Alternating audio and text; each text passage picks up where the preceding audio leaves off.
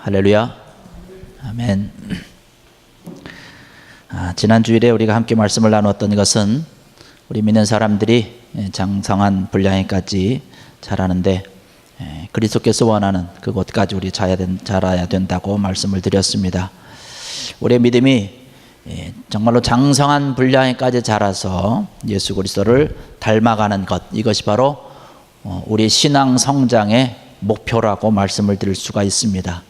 그래서 오늘은 지난 시간에 이어서 말씀을 좀 나누면서 그러면 우리가 어떻게 해야 우리의 믿음이 장성한 자의 분량에까지 다다르겠는가, 어떻게 해야 우리의 신앙이 좀 성숙되고 성장되어서 예수 그리스도를 닮아가는 자의 모습으로 우리가 좀 더 나아갈 수 있을까에 대한 말씀을 좀 함께 나누고자 합니다.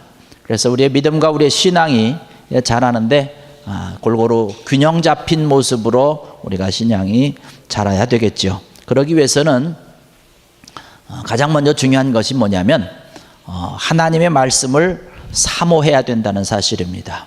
오늘 우리가 본문으로 읽었던 베드로전서 2장 2절에 가서 말씀 보니까 갓난아기들 같이 순전하고 신령한 젖을 사모하라 라는 말씀을 하고 있습니다. 이 말씀은 하나님 말씀 자체를 사모하라고 하는 것입니다. 하나님 말씀을 읽어야 된다라고 하는 것이죠. 말씀 자체, 이 하나님의 말씀 자체가 아주 신령한 젖이라고 하는 거예요. 순수한 말씀이라고 하는 것이죠. 아무것도 섞이지 않은 아주 순수한 하나님께서 우리를 위해서 주신 정말로 힘있고 능력있고 정말 순수한 그런 말씀입니다. 그래서 이 말씀을 우리가 늘 먹어야 된다는 것이에요. 그것을 사모하는 마음을 가지고 날마다 우리가 이것을 먹어야 된다는 것이죠.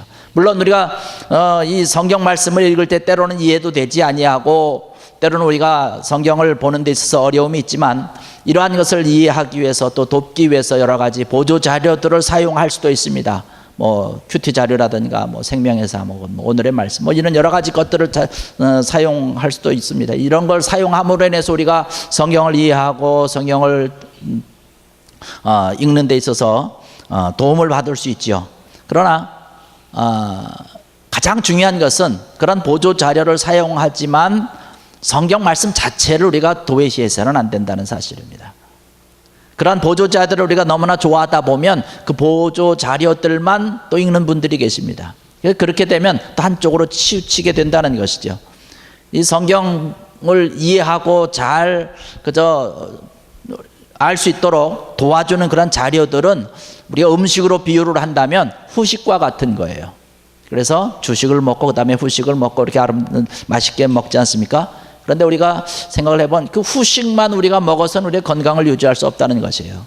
입에서는 달 수 있지요. 입에서는 우리가 좋을 수 있지만은 그 후식만 먹어가지고는 우리가 건강을 유지할 수가 없는 것처럼 이 말씀의 젖, 신령한 이 하나님의 말씀을 내가 직접 내 눈으로 보고 눈으로 읽고 머리로 생각하고 그 말씀을 통해서 하나님께서 나에게 주시는 그 하나님의 음성과 하나님의 손길을 내 가슴으로 내가 느끼는 그러한 일들이 있을 때에 우리의 믿음이 점점 아주 왕성하게 자란다는 것입니다.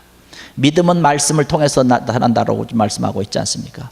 말씀을 우리가 계속 접할 때 우리 믿음이 점점 자라는 것이죠. 그래서 우리가 말씀을 그저 보고 말씀을 읽고 말씀을 사모하는 그런 마음이 우리 속에 늘 가득 차야 우리의 믿음이 자라고 신앙이 자랄 수 있다는 사실입니다. 그리고 이 하나님의 말씀을 우리가 매일같이 먹어야 되는 거예요. 매일같이 우리가 음식을 먹을 때에 매일같이 먹는 것처럼 하나님의 말씀 또한 마찬가지로 매일 먹어야 되는 것이죠. 어떤 분들은 주일날만 와서 음식을 먹습니다. 목사님이 요리해 준 것만 그냥 먹고 일주일을 견디려고 하는 사람인데 여러분 음식을 일주일에 한 번만 먹고 견딜 수 있겠습니까? 그렇게 할 수 없지요. 이스라엘 백성들도 출애굽을 해가지고 가나안까지 가면서 광야를 지나면서 하나님께서 내려주시는 그저 만나를 늘 먹으면서 지냈는데 만나도 매일 아침마다 가서 준비했어요. 아침에 거두어서 그날 먹을 것을 준비했다가 먹고 그랬습니다. 혹 내일까지 먹어서 내가 많이 거둬야지. 그러면 그날이 지나고 나면 벌레가 생기고 뭐 이상한 냄새도 나고 그렇게 먹지 못했습니다. 뭐 일주일치를 한꺼번에 저장해 놓고 먹지 그렇게 못했어요. 그런 것처럼 우리가 매일매일 거두어서 하나님의 음식, 하나님의 양식을 매일매일같이 사모하고 그 말씀을 늘 접할 수 있는 그런 기회가 돼야 우리의 믿음이 점점 자랄 수 있다는 사실입니다. 우리 신앙생활을 하다 보면 그런 이야기를 많이 듣습니다. 내가 교회는 오래 다녔지만 목사님 내 믿음이 좀 약한 것 같아요. 그 얘기는 믿음이 자라고 믿음이 성장되기 위해서 내가 힘쓰지 않았다라고 하는 것이죠. 말씀을 가까이 하지 않았다는 것이에요. 말씀을 가까이 하지 않았기 때문에 믿음이 떨어지는 것은 당연한 것이죠. 그래서 믿음이 떨어지면 우리의 모든 삶과 생활 가운데서 어렵고 힘든 일이 있을 때 또 작은 바람이 불어도 우리는 쉽게 흔들리게 되는 것이죠. 그래서 말씀을 늘 가까이 하고 늘 매일같이 먹고 이것을 사모하는 그런 마음이 되고 그런 믿음이 될 때에 우리의 믿음이 점점 자라고 우리의 신앙도 아름답게 성장될 수 있다는 사실입니다. 그 다음에 우리에게 필요한 것이 뭐냐면 늘 여러분에게 말씀을 드리는 거지만 기도의 삶이 우리의 삶 가운데서 생활해야 된다는 것입니다. 우리 교회에 나와서 기도하고 또 금요 기도에 나와서 기도하고 또 금요 철야도 기도하고 주일 기도에도 참석하고 이러한 기도를 우리가 늘 해야 되는 것이죠. 우리가 이러한 기도에 우리가 힘쓰고 했어야 되는 것이죠. 그러나 이러한 기도뿐만 아니라 우리 생활 가운데서도 우리의 기도가 생활화되어야 된다라고 하는 것입니다. 기도라고 하는 것이 뭔가요? 우리의 모든 것들을 주님께 아뢰는 것이에요. 주님께 때로는 요구하는 것이고 주님과 대화하는 것입니다. 여러분 주님이 어디에 계신가요? 우리가 예수 그리스도를 믿고 주님을 고백함으로 인해서 예수님이 지금 내 속에 계시다는 것이에요. 내 속에 계시고 나와 함께 하시고 나를 친구 삼아서 언제나 우리와 동행하고 계시는 그 예수님이기 때문에 그 예수님과 늘 같이 이야기하고 대화를 나누고 살아가는 것이죠. 집에 있을 때나 혹은 일터에 있을 때나 이런 기도하고 주님과 대화하는 것이 자연스러운 모습이 될 때에 우리의 신앙이 점점 성숙되고 성장된다는 것이죠. 흔히 우리가 기도를 비유하기를 기도는 호흡과 같다라고 얘기를 하고 있습니다. 여러분 호흡을 할 때에 한번 들이쉬고 몰아서 숨 쉬지 그렇게 앉지 않는 것처럼 날마다 그냥 자연스럽게 숨을 쉬는 것처럼 우리의 기도의 생활이라고 하는 것도 주님과 늘 같이 동행하듯이 늘 그냥 평상시에 그냥 숨 쉬는 것처럼 기도하는 그런 모습이 되어야 된다라고 하는 사실이죠. 그냥 평상시에는 기도하지 않다가 어떤 특별한 문제가 있을 때만 하려고 하면은 그런 신앙생활은 아주 원만하지 못한 아주 굴곡이 심한 그런 신앙생활로서 나는 그런 어려움이 있을 것입니다. 데살로니가전서 5장 17절의 말씀을 보면 쉬지 말고 기도하라라는 말씀을 하고 있어요. 그 얘기는 기도의 생활을 늘 주님과 대화하듯이 가까이 기도를 생활화해야 된다라고 하는 말씀이죠. 그래야 우리의 신앙이 나도 모르는 사이에 점점 자라게 된다는 것이에요. 오늘 이 자리에 참석하신 사랑하는 성도 여러분들, 여러분 말씀을 늘 가까이 하시고 또 기도의 삶을 가까이 하는 귀한 여러분들 되어서 여러분 믿음이 자라고 신앙이 점점 자라게 되는 귀한 은혜가 있기를 주의 이름으로 간절히 축원합니다. 그 다음에 우리에게 필요한 것이 뭐냐면 우리가 정기적으로 예배 생활을 해야 된다는 것이에요. 믿는 사람들은 꼭 아주 반드시 예배를 드려야 됩니다.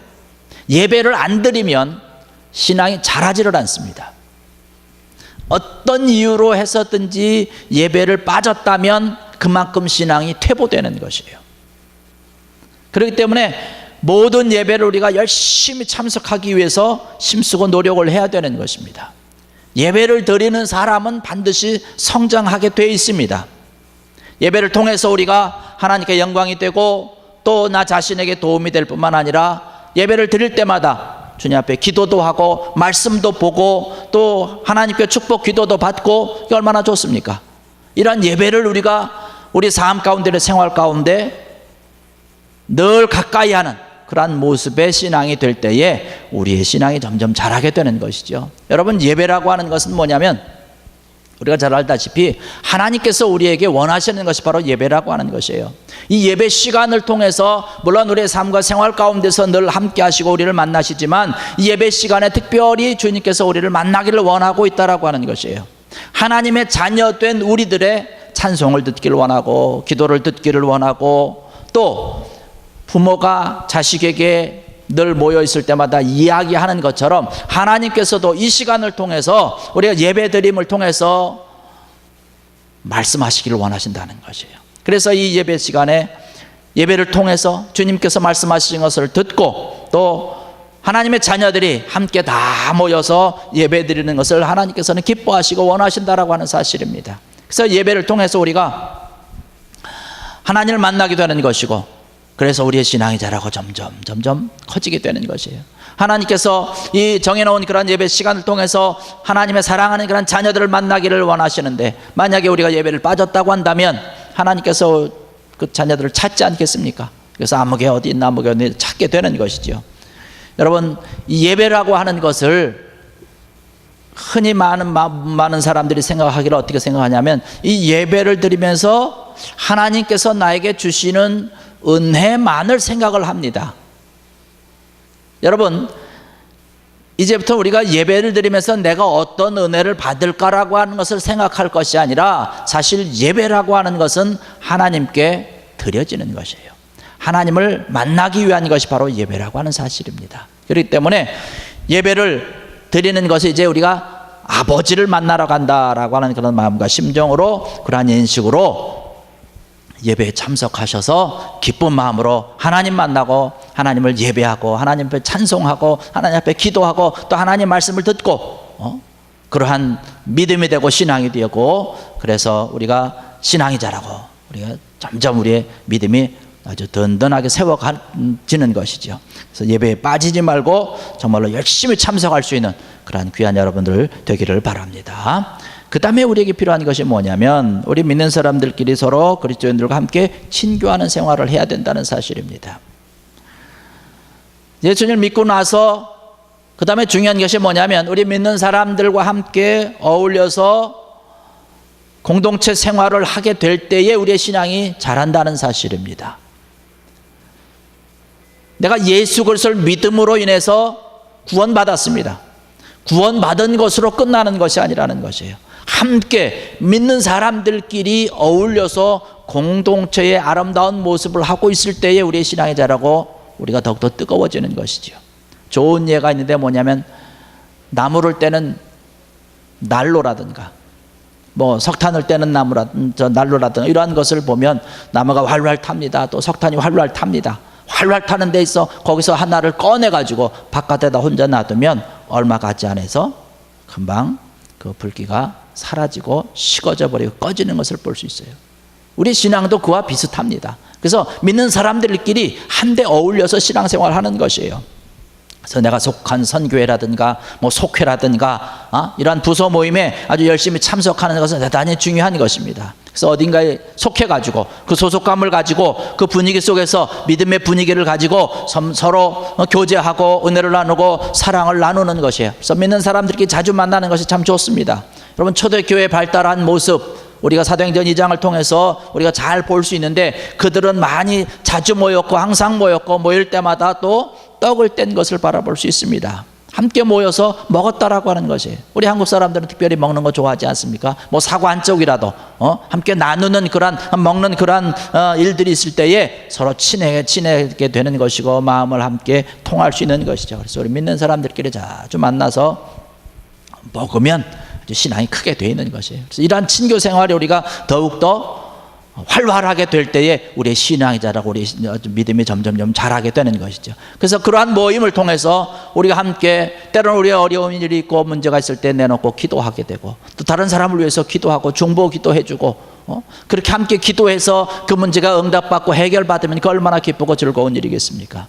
이러한 일들이 생기고 이러한 일들이 더 많아질 때에 우리의 믿음이 자라고 신앙이 자라고 하나님께서, 주님께서 또 원하는 그런 모습을 우리가 할 수 있다는 사실이죠. 이렇게 말씀을 통해서 우리가 자랄 수 있고, 기도를 통해서 우리가 자라고, 또 예배와 친교를 통해서 우리가 성장을 할 수 있습니다. 이렇게 성장을 하고 나면 그 다음에 이제 우리가 해야 되는 것이 있어요. 우리가 가만히 있으면, 가만히 앉아서 먹기만 하면 너무 살찝니다. 살쪄서 움직이지 못하게 되죠. 제대로 활동할 수 없습니다. 그래서 이것을 이제 운동을 해야 된다는 사실이에요. 지금까지 여러분에게 말씀을 드렸던 것은 뭐냐면, 나 자신을 위한 이야기입니다. 그래서 내가 하나님과의 관계 가운데서, 말씀 가운데, 기도 가운데서 예배를 드리고 이러한 여러 가지 것들인데, 우리가 그 다음에 해야 되는 것은 뭐냐면 다른 사람들을 위한 일들을 해야 된다는 것입니다. 남을 위한 것, 이러한 것을 해야 된다는 것이죠. 이 얘기는 뭐냐면, 나를 하나님께 헌신시켜야 된다는 것입니다. 내가 하나님 앞에 헌신해야 된다는 것이에요. 봉사생활을 해야 된다라고 하는 것이에요. 하나님께서 나를 선택해 주시고 내가 하나님 예수 그리스도를 믿고 내가 구원받았고 내 믿음인 자라고 내 신앙이 성숙되었다라고 하는 이야기는 무슨 뜻이냐면 아직도 성숙하지 못한 자를 위해서 도와주라고 하는 사실입니다. 그래서 우리가 찬양을 하듯이 주여 나를 사용해 주옵소서라고 우리가 주님 앞에 내려놓고 내 자식만을 생각하는 것이 아니라 남의 자식도 생각을 할 줄 알고 내 가족만이 아니라 내 이웃집도 생각할 줄 아는 그러한 섬김이 있어야 우리의 믿음이 점점 성장할 수 있다는 하는 사실입니다. 어린아이들은요 굉장히 이기적이죠. 어린아이이기 때문에 그렇습니다. 다른 사람을 생각할 줄 몰라요. 배려할 줄 모릅니다. 섬기는 것이 없는 것이죠. 우리 자신을 돌아봐야 됩니다. 나의 믿음과 나의 신앙 가운데서 나는 받을